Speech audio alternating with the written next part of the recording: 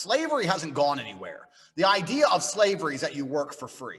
Oh, you work for free and you get a house and some food. Well, let me tell you something. Most of you out there are working a job and you can afford a house and some food, and that's about it.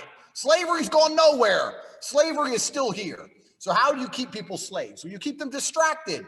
You keep them distracted from themselves and how they feel and the reality of life long enough so that they just continue to work until they die. That's what all of this mainstream mindset is. That's what it all is. And they constantly will do anything it takes to stop you from waking up and focusing on yourself. They'll talk about race. They'll talk about politics. They'll talk about anything it is to distract you. They'll put Rihanna on the TV and she'll start singing, and they'll say, go to this concert.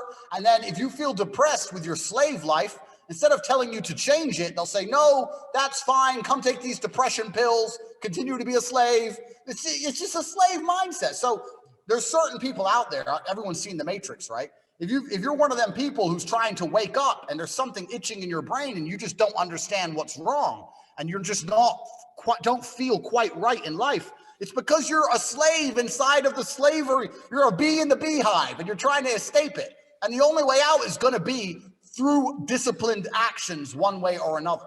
You know, they do this with mainstream culture on purpose. They make absolute morons famous. They make morons famous, and they do it. They do it so that smart people like you and I and everyone listening to this thinks, well, if that moron got a big break, my big break will happen one day. And you just keep working, keep going to work, waiting for your big break. It doesn't come.